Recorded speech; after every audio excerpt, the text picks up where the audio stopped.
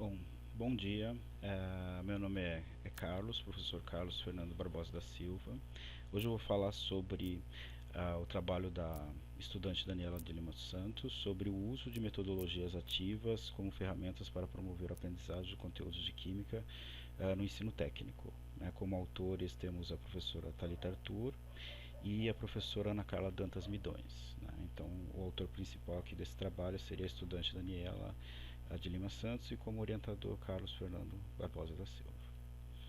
Bom, nesse trabalho, no nosso curso de licenciatura em Química, nós temos, no lugar de um trabalho de conclusão de curso, nós temos uma articulação entre disciplinas para a promoção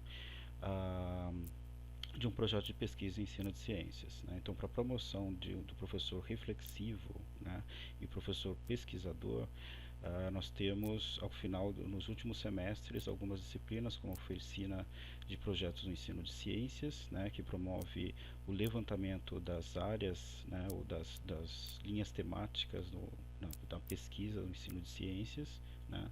Temos também a disciplina de metodologia do trabalho científico, que mostra para o aluno como elaborar um trabalho científico, quais são as metodologias possíveis para coleta e análise de dados, desenvolvidos no projeto.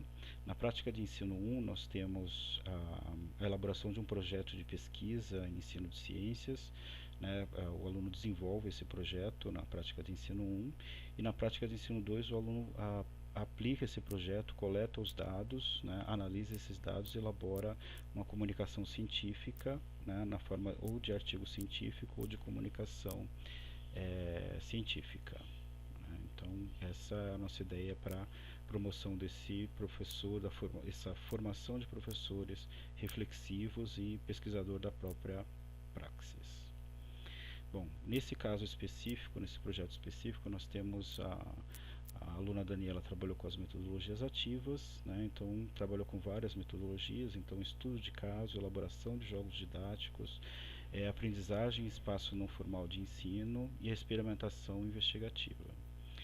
No caso do estudo de caso, a atividade foi feita com textos, com casos fictícios, 4 textos, e os alunos foram incentivados a solucionarem e apresentarem a solução desses casos. Nessa atividade específica foi desenvolvido o trabalho em equipe junto com os alunos, e também para a promoção da pesquisa para resolver problemas, e foi notada pela estudante a melhora na comunicação escrita e oral desses alunos que foram aplicados à atividade. No caso da elaboração de jogos didáticos, então trabalhou-se especificamente com os conceitos de mistura e tipos de misturas, homogêneas, heterogêneas e técnicas de separação, visando também o próximo trabalho, que seria a visita técnica, para separação e purificação da água ou o tratamento da água para água potável. Então, aqui nesse caso, os alunos trabalharam com o desenvolvimento de jogos, então os próprios estudantes, os próprios alunos desenvolveram jogos, aí testaram entre si e observou-se que nessa atividade os alunos tiveram bastante autonomia, quando os grupos foram pensar e elaborar esse jogo didático. Verificou-se também a aprendizagem melhor dos conteúdos, com a elaboração de questões para esses jogos, e isso foi evidenciado pela autoavaliação ao final da atividade. No caso da aprendizagem em espaço não formal, então foi promovida uma visita técnica à estação de tratamento de água, e após a realização dessa visita técnica, pôde-se perceber que há melhor apreensão pelos estudantes da importância e entendimento dos processos de tratamento de água para o consumo urbano. Então, com a atividade anterior, sobre a elaboração de jogos, aliada a essa visita técnica, pôde-se perceber também a percepção melhor sobre algumas etapas do processo de tratamento de água, como a separação, a retirada de substâncias da água imprópria para o consumo, e após ela ser tratada, a água no final a água potável sendo obtida e distribuída para a cidade, no caso a cidade onde foi aplicada ao lado do nosso campus, na estação de tratamento de água, que distribui para toda a cidade a água tratada, a água potável. Bom, no caso da experimentação investigativa, os alunos aprimoraram o entendimento da construção da ciência, então a entender um pouquinho como que é feita, como é a metodologia científica, né? Então aprenderam a argumentar diante de questionamento, então foi feita uma atividade para elaboração de hipótese, né? Os alunos tentaram resolver alguns problemas elaborando uma atividade experimental, e os grupos escolheram uma atividade experimental para tentar resolver um problema específico, né? E ao final foi trabalhado junto com o professor os conceitos relacionados a essas atividades que eles trabalharam.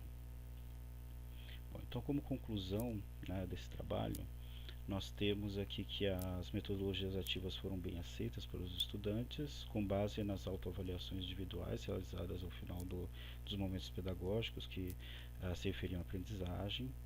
Foi perceptível a aprendizagem significativa, né, com o uso de metodologias ativas, e essas metodologias foram consideradas positivas como apoio didático às aulas de química, né? Então, não só os conceitos como tratamento ou reciclagem de lixo, como tratamento de água, como separação, né, e purificação da água, mas também vários conteúdos de química, né, que podem ser utilizados essas metodologias ativas.